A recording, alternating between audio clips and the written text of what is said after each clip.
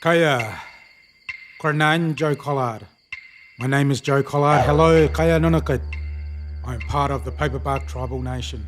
I am part of the Manich, the Corella Moiety, Tondarak, the Brown Hawk Owl Skin Group, Marley, the Black Swan Totemic Clan Group. This story is about my people, our relationship with the water, and how it evolved over time.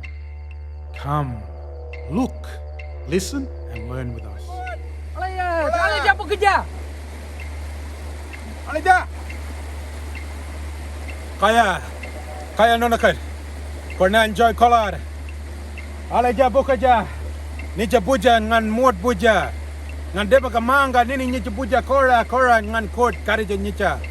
Welcome to country.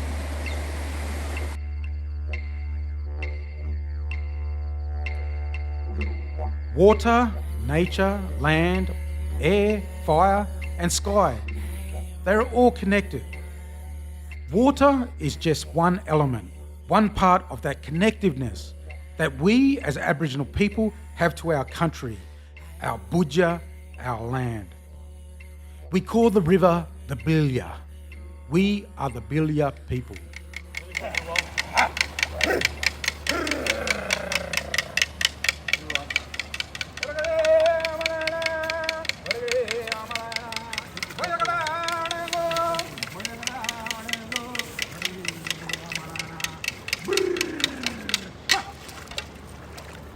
For thousands of years, my people told story.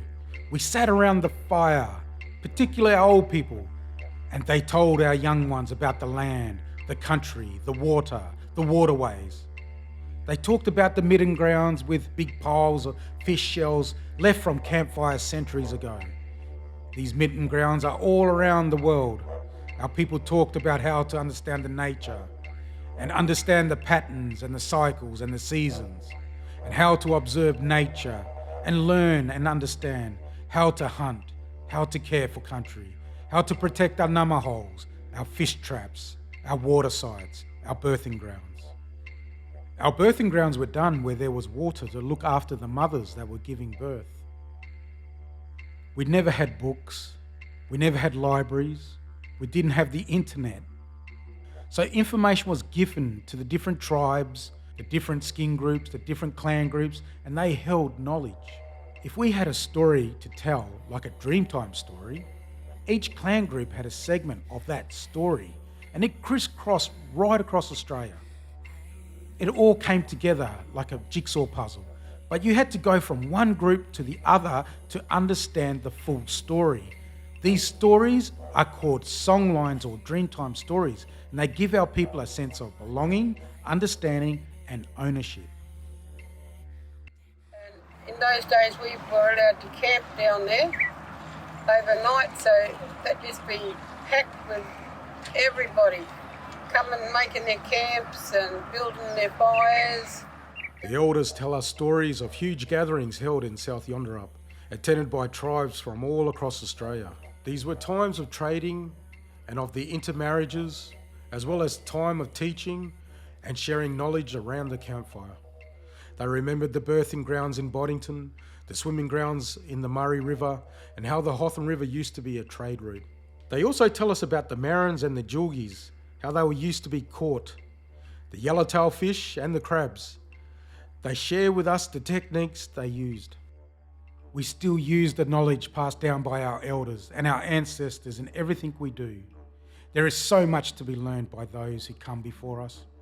So we're at Salter Point Lagoon at the moment, and you can just imagine here, particularly this time of the year, we're in Djildjid, and Djildjid is around August, September, and as you see this area here, right along the coastal plain here, we have permanent wetlands, seasonal wetlands, and this would have been a great spot, a great location where our people would have used this area to trap fish, and they'd have been catching heaps of fish along here.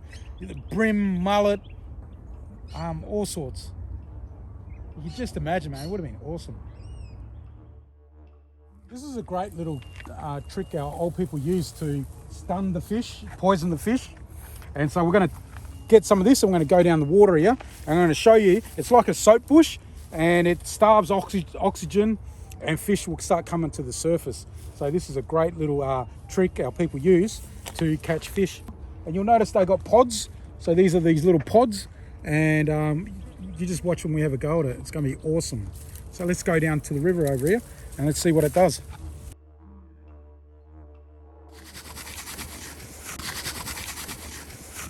This is a soap bush here, as you see there. It's beautiful. See how it's getting all that on the hand there? But this actually helps to starve the fish. Our people would use this.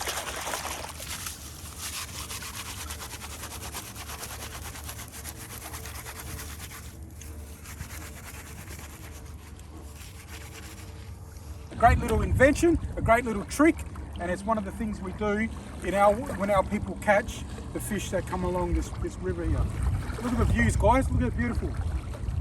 Nala puja, manjur wang nandita, nan mod puja, nan kora puja, nala puja, nala kalakab. But our relationship with water has changed due to many different factors. This includes access and colonisation. On the Swan Coastal Plain, which is an area much larger than just the Swan River, it's estimated that 70 to 80% of the original vegetation, the wetland vegetation, was removed. If we imagine the vegetation as it used to be originally, it was probably full of species such as Melaleuca scrub, fringing woodlands, the flooded glum, the paperbark, the tea tree, for example. And this was very important for the Bibbulmun people that lived here because this area was full of saltwater paperbark and swamp sheoak, Christmas trees, and kojung. The few remaining indigenous species, vegetation species, that we do have in the Perth Swan area is all planted species that have been replanted after settlement. Even though there are lots of changes done and modifications done to the Swan River estuary, the diversity of the fisheries in this area hasn't changed. What has changed is the amount of fish available.